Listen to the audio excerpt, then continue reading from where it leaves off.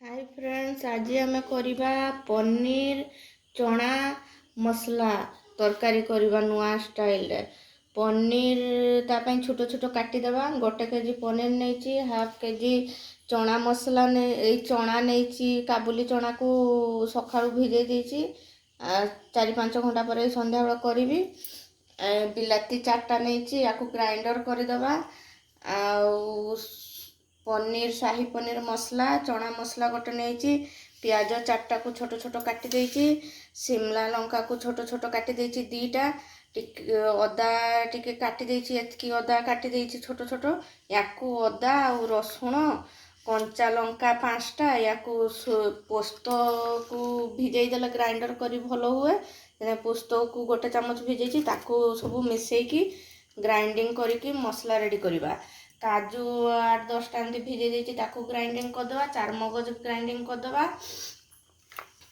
गरम मसला लुण हल्दी काश्मीरी लंका गुंड नहीं, एतकी जिनस को लेकिन अमूल गोटे नबा और लास्ट अमूल मिसेबा। एतकी जिनस को लेकिन करवा होची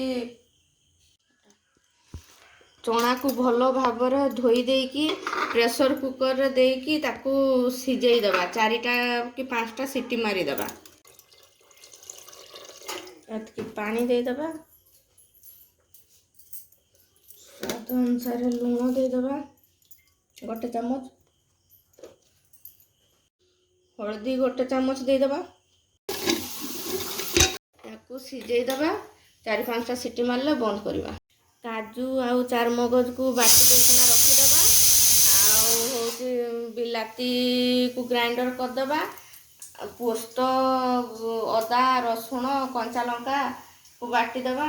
से सिझिबा भितर चना आम पनीर को टिके हल्का छाणी रखीदेवा। जो हल्का एमती छाणीदेवा, टिके लाल हो, बेसी ये छाणीबानी, बेसी लाल करबानी, अल्प हल्का लाल करके भाजिबे पनीर को। आ रिफाइन तेल रे भाजिबे। रिफाइन तेल रे तरकारीटा करिवे ताले भल लागिबो। पनीर सब छाणी हो गला। सेही तेल रे एबे शिमला मिर्ची को छाणी देबा। शिमला मिर्ची एमती टिके भाजी हो गला ताको काढी देबा। प्याज को पकेकी प्याज को भाजी देबा से तेल रे।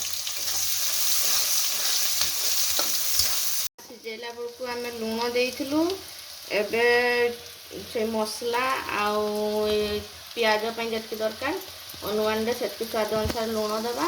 ताले पियाज शीघ्र लाल हो जिवो पियाज रे लुण देले। लंका गुंड टिके पकई देबा। एमडीएस रो 5टा लंका ग्राइंडर करछु, सेते अल्प लंका गुंड पकईची निज स्वाद अनुसार पकई देबा। हल्दी गुंड गोटे चामच पकई देबा। मसला जो बाटिकी रखीदा पोस्त अदा रसुण कंचा लंका ताको पकईकी भल भाव मिसईदेवा। फ्राए कर सारा पर बाटिकी रखीदा जो बिलाती ताको पकई देकिना भल भाव मिसईबा।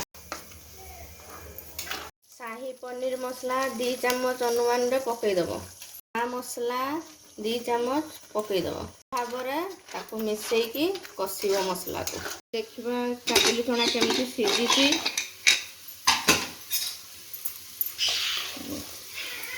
बहुत भल भाव सिझी जाइए। या मसला पकेबा। मो वीडियो को पूरा फास्ट टू लास्ट पर्यंत देखिए ताले बुझीपारे, ना बुझीपारे मुझे रोषे करुँची। काजू बटा पकेली, काजू और चारमगज जो रखी से बटा को पकेली। या भल भाव मिसईबी।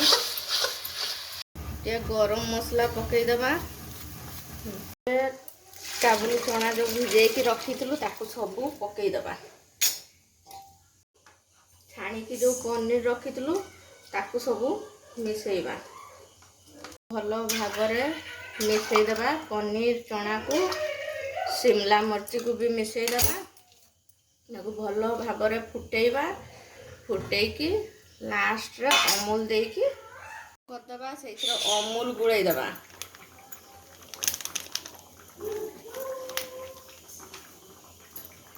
गोटे छोट 10 टंका वाला पैकेट आनी ताकू गुड़े देबा।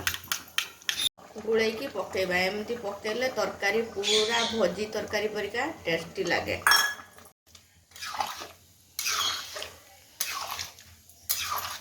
ताको भल भाव मिसई दबा आउ अल्प समय पर बंद कर गला पनीर चना मसला